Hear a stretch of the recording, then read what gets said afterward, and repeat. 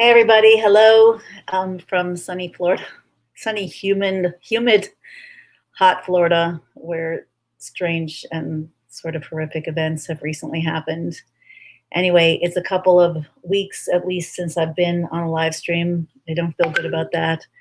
At this point, we're still traveling, and literally, I didn't find the physical quiet space where I could actually stream. So this is a little bit overdue.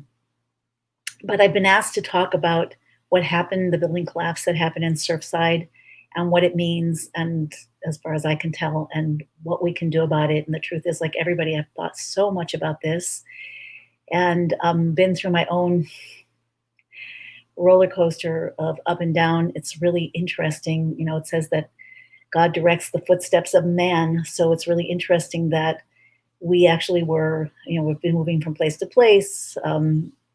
Many of them like rentals, Airbnb, short term, depending on where we are, what we need.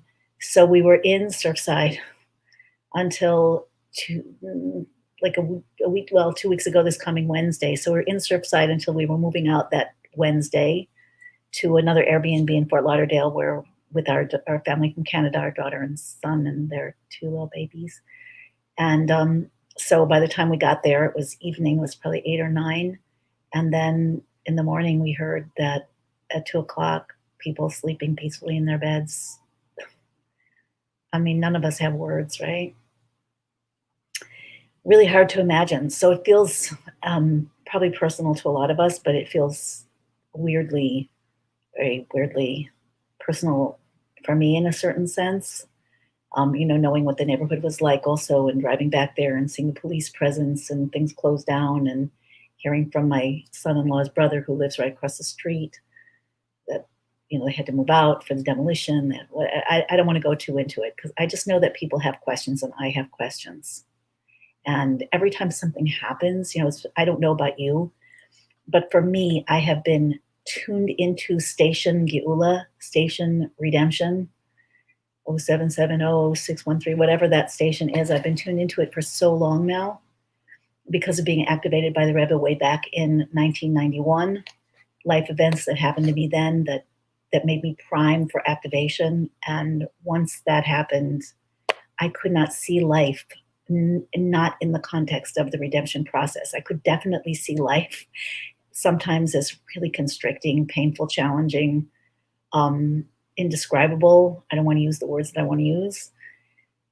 But somehow, I have that overarching framework that once it's embedded in you, like this is how they define a paradigm shift. What is a paradigm shift? It's seeing something, a frame for something that you didn't see before, but that is so real for you, that is so, encompasses things that were fragmented before, that is so powerful and so internalized that once you see it, you can never unsee it. So that's sort of how I am with the redemption process, because it was activated as so totally real and so influenced by our own decisions. I'm going to be talking about your point of power. So influenced by who? People. Like, who are you waiting for to save the day? I used to be waiting for people to save the day. And, at some point, I looked around and saw that the people that I thought were big and powerful and whatever, and knew so much more than me, and probably surely did, weren't standing up and saving the day. And things just morphed like that. So if you look around, if you believe that there's a divine force or some kind of force that's intentional, that's all powerful, that brings reality into being with a purpose. If you don't believe that, we should talk. If you do believe that, we should talk even more. If you do believe that, then you have to believe, as part of that framework, that there isn't anything random, that everything is with intention. And you also have to understand that this world, the most conscious physical beings in the world, it's pretty sad to say, really, it's pretty pathetic if you think about it. The most conscious beings are us. We're the only ones with free choice. So when you want to look around and say, like, who's here to save me? Who's here to fix this? Guess what? Take a mirror, put it up in front of you, and gaze into your own eyes. Because that's the truth. You're here to fix this. That's why you're here. Otherwise, your soul would not come down into this crazy world. And the world is recreated from infinite divine nothingness. The Torah tells us at every instant, again and again and again, on behalf of your purpose, everything's new. Nothing really exists and everything also exists. But everything is being fluidly, in the moment, brought into being by divine consciousness. Not an accident that we're being taught, these days, that our consciousness actually influences reality, which it totally does, because consciousness is the nature of reality. So there's a unifying divine consciousness that creates reality again and again and again, with a purpose, with intention, with desire, on behalf of a plan, a vision. And likewise, we get to interact with that reality. The problem is, one of the big problems is that we, by virtue of the way that we're created, this is not our fault. This is just the facts of the matter. We are created largely unconscious. Adam and Eve were conscious, very conscious, supremely, supernaturally conscious. But once they ate from the tree of knowledge of good and evil, they ate hadas. That das means consciousness, actually. So that das, that collective universal God consciousness that allowed them to see from one end of the universe to another, one end of the multiverse to another, to see into the core of everything, that consciousness was fragmented, fell, to use the language of Kabbalah, into a much lower world, this physical world, which is mostly, from Kabbalistic terms, mostly evil. Doesn't mean that most people are evil. It means that this world is mostly concealing the truth. It's concealing the truth more than any other world. So the consciousness fell. Not only that, Adam and Eve realized that they were naked, they were ashamed. Shame became a core of the human condition, together with fear, a sense of vulnerability, confusion, not knowing. So how the heck are you supposed to stand up and make a difference? How do you even do that? How do you even imagine that you could do it? And if you imagine you could do it, what? So I wanted to share a little bit about my own process with this latest incomprehensible, tragic event, and where I believe we are being positioned to go, should we choose. I don't know how many of you ever watched Mission Impossible. If you're young, you could have watched reruns. Everything's available now, but they would always say, Mr. Phelps, your mission, if you agree to accept it. So your mission, if you agree to accept it, it's a free choice universe. But your mission is to take all of it, the darkness and the light, and to reveal one purpose. One purpose. Now, I'm going to explain more about that. So we're made up, we are constitutionally, since the fall in the Garden of Eden, human beings are constitutionally made up of two conflicting programs. So we have one program, which is the inside out program. If you've ever been to any of my trainings, like the recent Shine Your Soul Light training, you already know that I have a chart of human design, and that's the right side of the chart. It's the inside out program. It's your soul's passion. It's your purpose. It's your light. From that inside out program, you're here on purpose. You're co-creating. You're coming down to make a difference. Your soul knows that you can. Otherwise, it would not be here. When the soul feels like it cannot make a difference, that it cannot fulfill any purpose, it withdraws from the body. It creates a condition called chalat ava, love sickness. It wants to go back to God. The only reason it keeps coming down into the body, again, the world is fluid and constantly being recreated, but the only reason your soul is in your body now, and every nanosecond of now in between, is because your soul believes that it can fulfill its passion, that it can get through to you and make a difference in the world. The difference that it keeps coming down to make, that only you can uniquely make. There's nobody else in the world that has your particular mission, the divine sparks that you and only you can elevate, within which can reveal God, can reveal deeper truth, can reveal divine power, divine love, divine oneness. So your soul keeps coming down for that. And if it didn't believe it could do it, it wouldn't keep coming down. It would just go back and merge up. And that, of course, is called death, right? Or sickness leading to death, whether it's a mental, emotional, or physical, or all. So the fact that you're still here and at least partly alive, partly choosing life on that super conscious, unconscious, subconscious level, or even conscious level, is because your soul believes still that it can do its job. It can prevail. It can get through. Your mind might not believe that. Your heart might not believe that, but your soul believes it. That's 100%. If you are here, that's the truth about you. So there is that inside out program where your soul is here to co-opt your mind, your heart, and your body to do your purpose, which might mean, helping another person who needs help. It might mean learning more about, the nature of reality and my belief system through the Torah, the divine blueprint for creation, connecting more with God, finding power in stormy seas. Power again for what? To live purpose. Part of your purpose is to thrive yourself. When your soul feels it's succeeding in its purpose, it comes more into your body, and you will be more healthy. You'll be more empowered. You'll be more magnetically attractive. You'll be more vital, more intelligent, more conscious, more loving, more compelling, more confident, all that stuff. That's the Inside Out program. But we also have an alternative program. It's like 2 tracks. Visualize it like 2 tracks. The train can switch, can get derailed off one track onto the other track, can find its way back onto the first track. Obviously, the Inside Out Soul Purpose program is the desirable program, but we are designed. And that's why there was a snake in the garden. We are designed to derail and go off track. How come? Because that other track is made up of the raw material for transformation. That other track is made up of our mission. What is the soul's purpose meant to act upon? And that's the darkness track. That's the challenge track. That's the I'm helpless and vulnerable in an insane world where it's just too much track. Is that true? Yeah, it's true on that track. Is it true absolutely? No, it's not true absolutely. As hard as this sometimes is to believe, the soul is here as a messenger, as a mission, on a mission, as a shaliach, that's the Hebrew term, an emissary.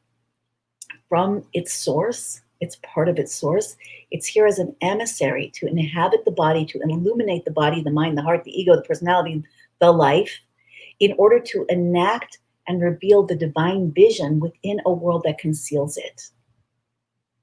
It's that simple. It's certainly a lot more elaborate if you go into the details and how it works, and it's highly advised because that makes it real.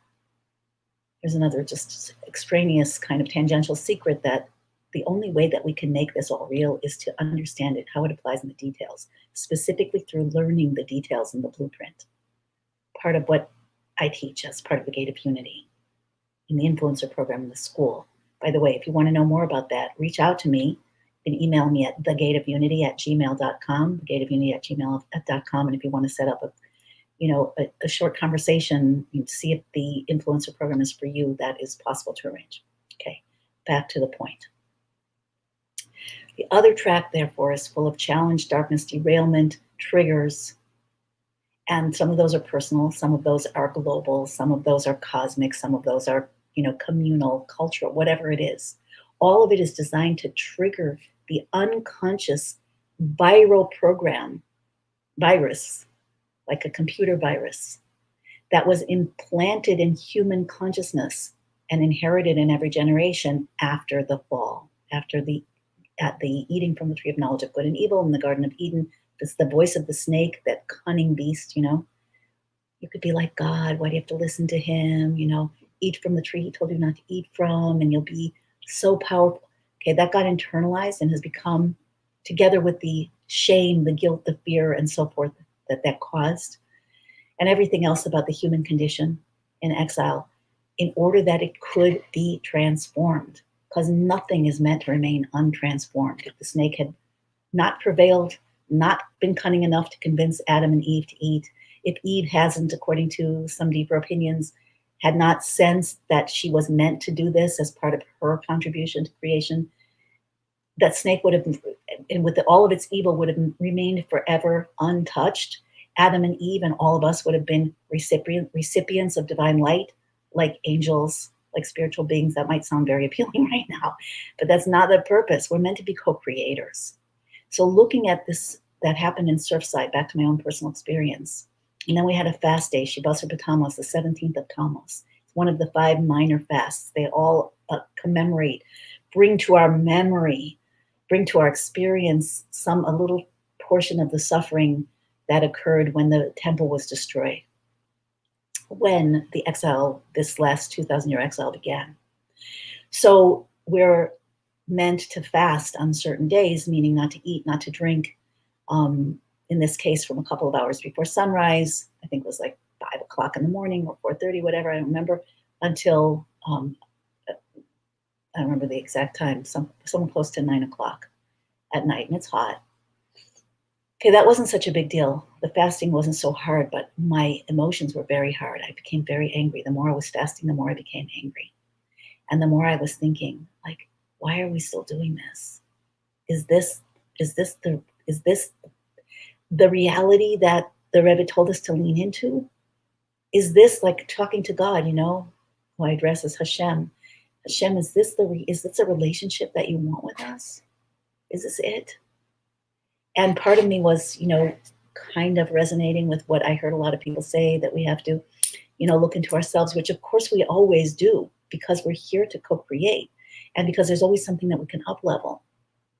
But the way that it's often the response, at least this is a Jewish response. I know many people who watch me are not Jewish, and I love, that you're here. Anybody who is here, whoever resonates with this, that's who's here and that's who belongs here. We're all in it together. The Torah is for everyone. Redemption is for everyone. It's one world.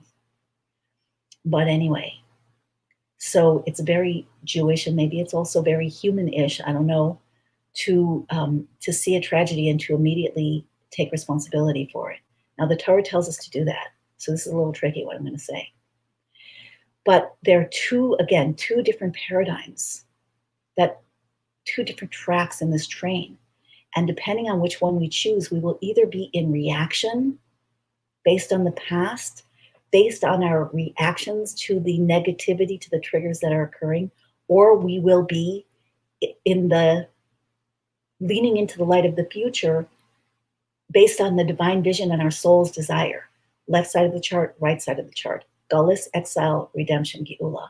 The Lubavitcher Rebbe said many, many, many, many times, countless times, I can't count them anyway, that we are in the last generation. Everyone here, the last generation of Gullus. He said, the last generation of Gullus, of exile, and the first generation of redemption, which means that we have both programs, both sides, both parallel tracks that are conflicting but running parallel within us. Each one of us has those. And so what does that mean? Is God a punishing God? Am I a guilty person whose fault it is that things are going so bad? Or is the world so random and painful and unfair that I just don't care and I'm apathetic? Or I'm just going to go, the opposite way. Whatever your response is from that reactive place, it's going to take you to the same place. More of the same old human condition, more of the same old exile, more of the same old complaints. And believe me, when I say complaints, I don't mean to diminish. Moses had complaints, and rightly so. We all have complaints. Let's take a moment and complain, like protest. Tragedy, no more tragedy, Hashem, okay? No more tragedy. No more.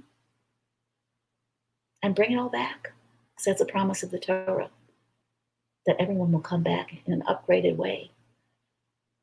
So it's not just this life, but where do we need to accomplish the switch?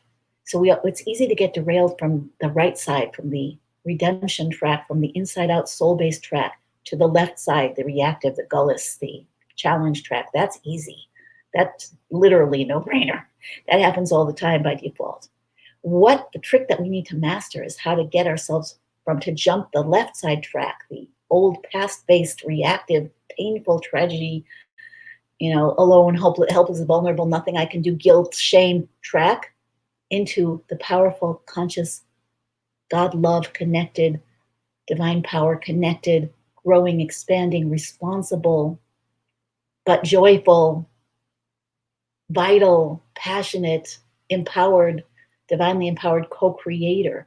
This is exile and this is redemption. The last generation of exile, meaning that exile is intensifying and our reaction to it is rage, weariness, despair, right? Terror, all that stuff. Is that happening in the world? Yes, it is. Yes, it is. Yes, it is. Why? Because this is the end of it's the end of Gullus, it's the end of exile, and everything needs to come up so that we can bring it over and make it into vessels for the right side. So we also have that power, which we didn't actually have, not in this level, not in this way, in previous generations. This is the last generation of exile. The previous generation, some of the people from the Jewish tradition, the Hasidic tradition, were oppressed, killed, sent to Siberia by Soviet Russia, and so many other things that happened in previous generations. And they did not have the power to literally see the transformation of the whole thing on a dime. They didn't have that because they weren't the last generation of exile. They were the second to last, or the third to last, or the fourth to last. But we are the last. So everything needs to come up so that we can transform it. Everything we must take if we want to have power. And this is about fundamentally finding our point of power. We want to have power in a world where our human experience has been helplessness, vulnerability, victim, guilt, whatever. To find power means to connect with God, to connect to our soul. And if you don't relate to the word God, just consider that there's something here, a unifying force that holds everything together, that brings everything into being, that is favorable.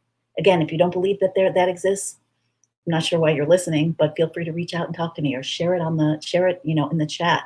I want to hear from you guys. Share this if you feel that it resonates, that it matters. Like it, comment. I especially want to hear what you have to say, what you're thinking, what your questions are. We're in this together. Anyway, but if you do believe that, and I think it's sort of the only sane thing to believe, but that's me personally. Again, we can always talk about it. If you do believe that, you must find your point of power, because you're also the first generation of redemption. How long is a generation, by the way? I guess scientifically they'd say like 25 years, 23 years, whatever it is, like the average amount of time till somebody has a baby. But according to mystical Torah, a generation is the span of leadership of the leader. Moses was a leader. Adam was a leader, even though of himself, Adam and Eve. In every generation, there's a leader. I've talked about it before, the central soul. So as long as that central soul remains in the leadership position, that the people of that generation are all like dot cells in the body of that central soul. The collective, body in that central soul lives at the core of the heart of each of us. So it's symbiotic. It's one, like the brain that connects to the body. So as long as that leader's mission is still in force, and another one has not come to replace it, each of us is still part of that. So we are the last generation of exile and the first generation of redemption. Again, we have these parallel programs that conflict with each other.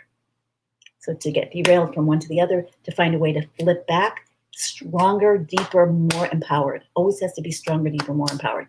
That's the purpose of pulling back the string on the bow, right? To become stronger, to get the arrow to fly out farther with more force. That's what every trigger has to be about. That's the paradigm for reality. Now, you don't have to choose to step into it. But if you don't, it's going to be a lot harder for you, and the world will lose your influence. So this is kind of a leap of faith. Why is it a leap? Because you can't get to the future from the past.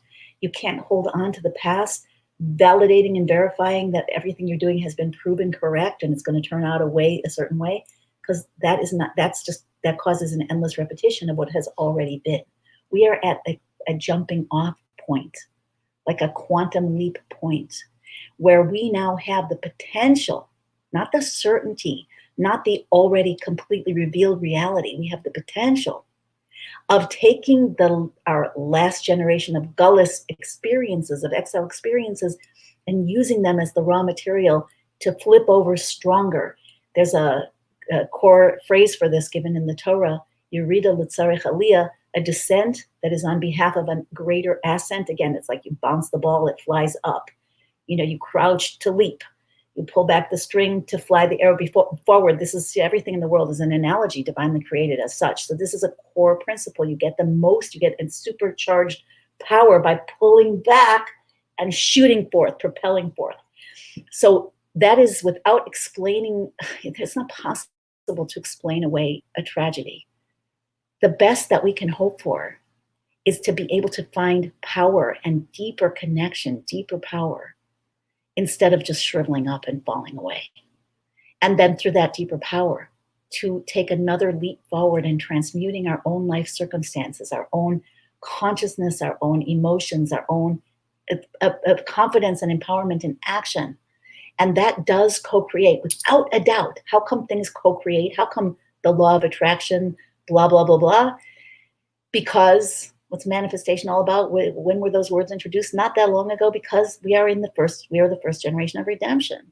So new powers are given to us, but as long as we're looking behind us, as long as we're looking for validation, as long as every time we get triggered, no matter how deep the trigger is, again, there's no way to minimize, there's no way to overstate how horrendous, how unbelievable, how incomprehensible, how tragic, how unfair, how unjust, how unacceptable. Yes, all of that. And now what? Now what? What are you going to do? And that's where your point of power is. Like Viktor Frankl famously said, between the stimulus and the response lies choice, and that's free choice. So we have free choice, whether we are going to be pulled back into the program, the track of gullus, and just stay there, diminishing, reacting, getting weaker, dying. People start dying long before their body, their soul leaves their body. As we diminish, we are dying. And there's a part of us that's always choosing death, and there's a part of us that hopefully is always choosing life. We want to shift that balance until more and more of us is choosing life.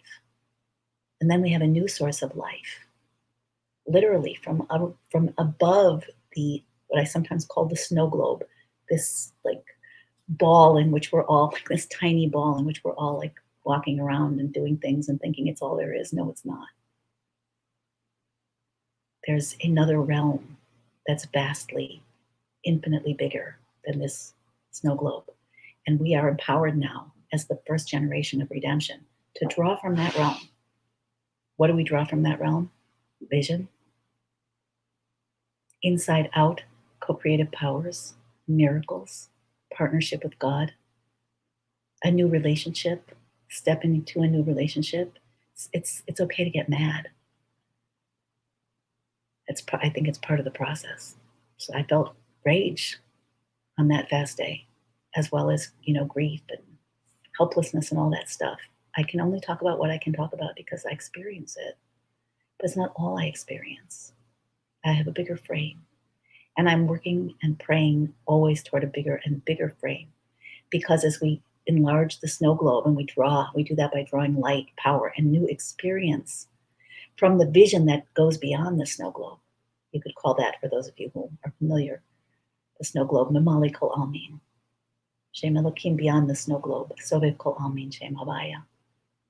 This is part of our mission in this generation, to get out of this snow globe, to get out, and to reach out and to bring more and more light in, till eventually it's all the same. You're inside and you're outside, and it's all one. And within the physical shines the infinite divine light and divine love. But right now we're still in this place where there are two tracks. We're the last generation of exile and the first generation of redemption. And each one of us has a point of power, and that lies in our choice. Like Viktor Frankl says, what are you choosing? Stimulus, there is plenty. Plenty. You want to believe in nothing? You want to, become hedonistic or apathetic or whatever? Could I tell you that you don't have a good reason? I could not tell you that. I'm not going to tell you that. But you do have a choice. And me, speaking for myself, I want to make the most out of my aliveness. I want to make the most out of my ability to influence and to lead. I want to make the most out of my relationship with God. Did I feel disconnected over the last little while? I definitely did. And it's not fun for me because I feel connected a lot of the time, and I like that a lot better. Better results too. But why did I get disconnected? Because I've got to be more connected with a deeper choice and more force. We do have co-creative power. We are promised miracles. We are promised good outcomes to the level that we're able to connect intimately out of love and trust. How do you do that? With God, with the Creator, with whatever that force is, How do you do that in a world which has so many tragedies and so much uncertainty and so much trauma? How do you do that? How do you do that? And the answer is free choice. Free choice. Decide which track you're going to lean into. Decide which track your life is going to be devoted to. Decide whether you're going to break down, diminish, withdraw. Of course, it's normal to do that for a while, but like long term, progressively more and more, or if you're going to expand. If you're going to live inside the snow globe, or push back the walls of the snow globe. Make openings for that infinite miraculous light to come in. If you're going to be stuck with the, old guilt and separation and bad things happen, so I have to really now feel horrible about myself. No, you don't.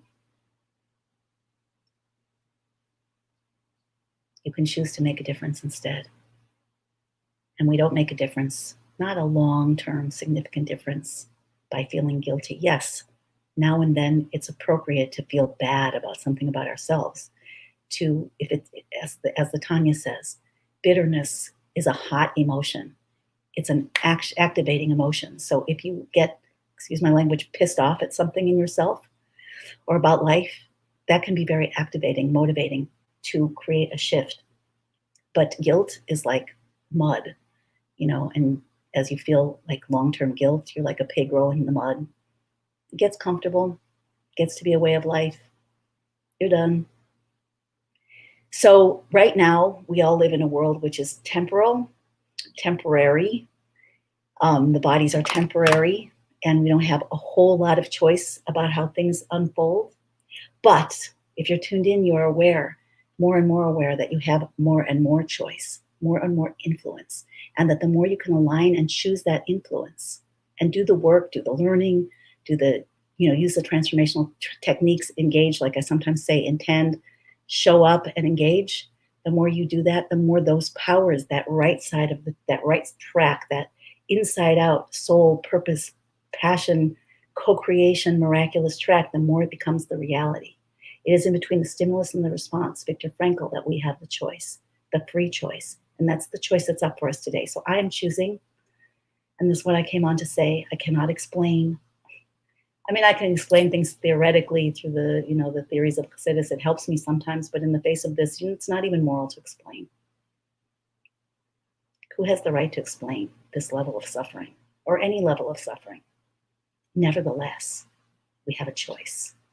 And the more each of us leans into that co-creative choice, which our souls are here to perform, the more we're willing to do that from the unknown emerging future, the more we can recognize that we're operating in two paradigms, and we can choose the paradigm of co-creativity. And when we get knocked off of that, we can honor it and honor the emotions and express ourselves, even our rage, even our terror, even our sadness, our grief, and then look for the deeper power, access and activate more of our power to make a difference in our lives, in our world. And it starts with your own self.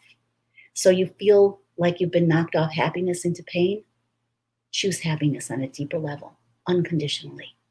Feel like you've been knocked out of trust into fear or guilt, re-choose trust, have it out with God. Talk. Every relationship needs talking, needs communication. Communicate honestly, and then make a choice and ask for help to make that choice real and to see the results. Okay, you feel unhealthy, you're knocked out of your health, choose health and choose it from a deeper level and understand, try to wire in that the world's not solid, nothing's solid. The more you're with that, the more easily things change. We all know that our bodies are made up of rapidly moving particles that are nothing but energy. But do we live with that? How much do we live with that? There is a psycho-spiritual change that involves our consciousness, our emotions, and our actions that must happen now. It is the pathway to Geula.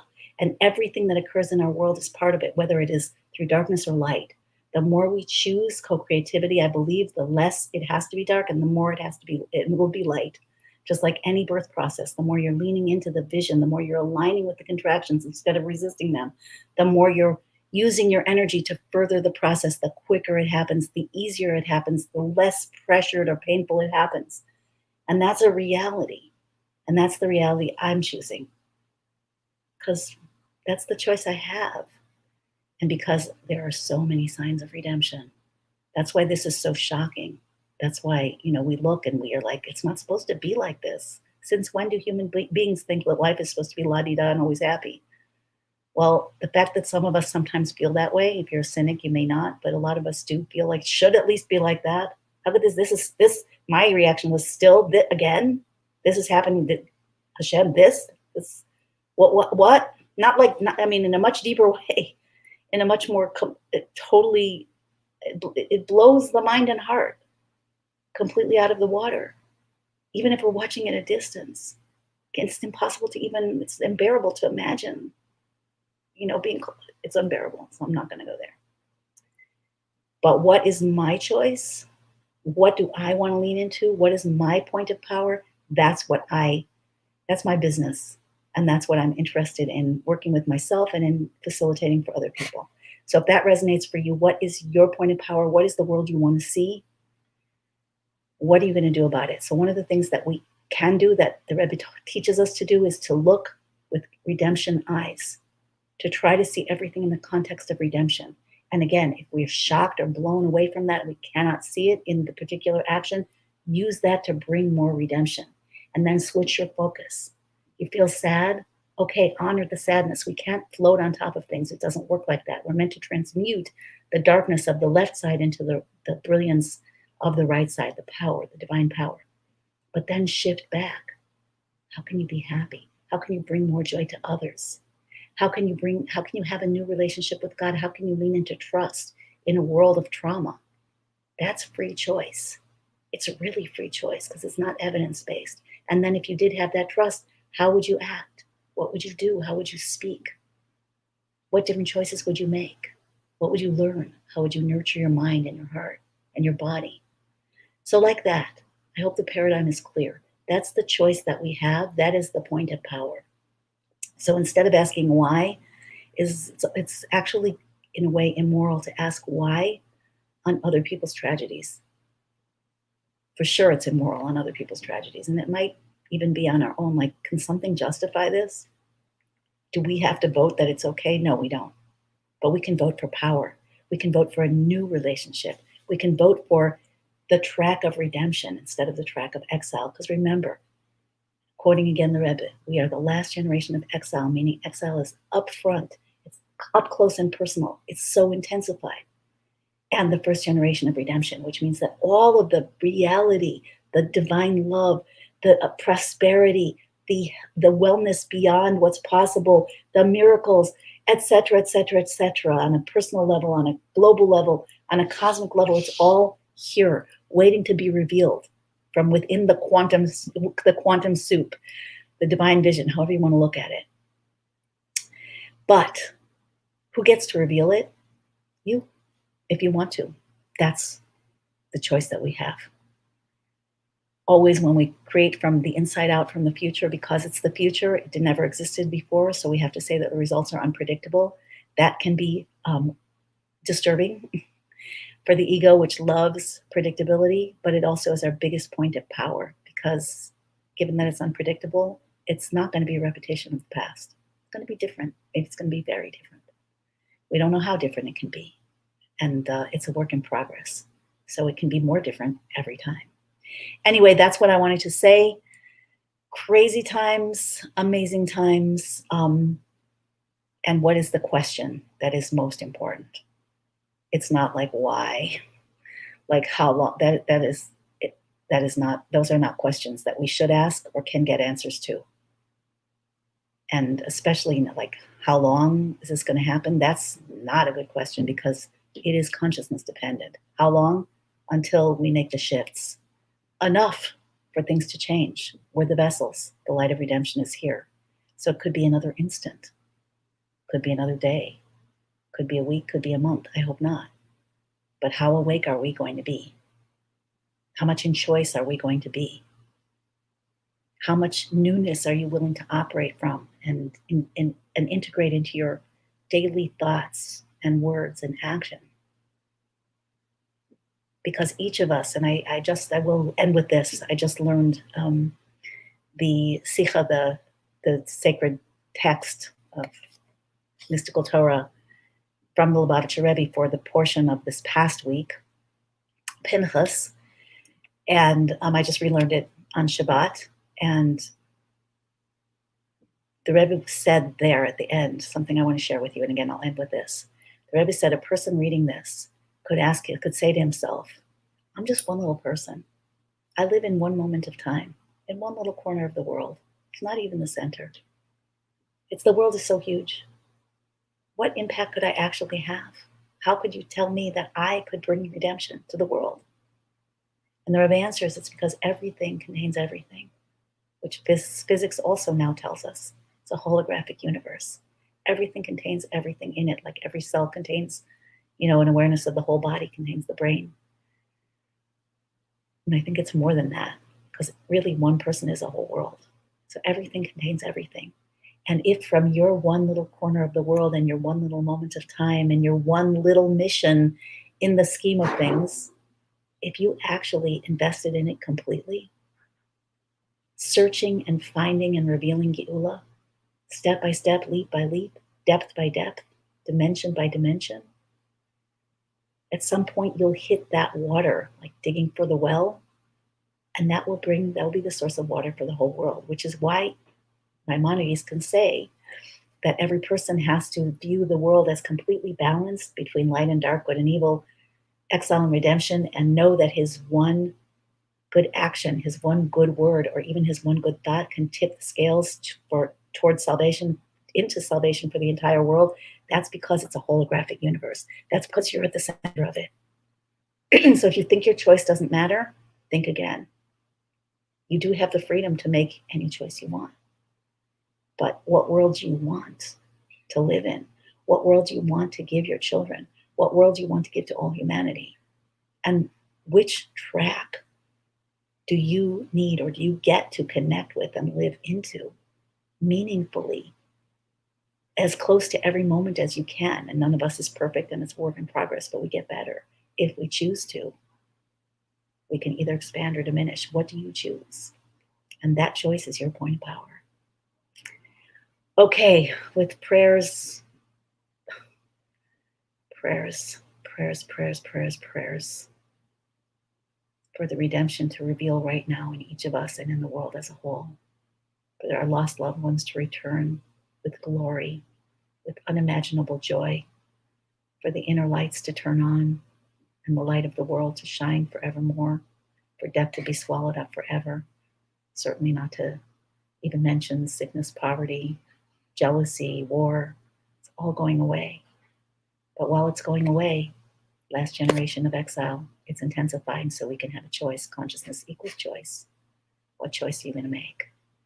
So I'm here to encourage everybody, including myself, to lean into redemption, regardless. Creating from the future is regardless. It's not based on the past. Not based on anything. That's why it's called creation. Co-creation. God creates something from nothing. All choice on the table, and so can you. That's what free choice is about. Okay, I am here to support. Again, if you'd like to discuss, to find out anything more about any of my programs, about the School for Spiritual Empowerment, the Influencer Program, you can do so from thegateofunity.com or reach out to me, and I'd be happy to let you know more. Take care, everybody, to a beautiful world of divine love revealed in every cell, every heart, everything. Take care.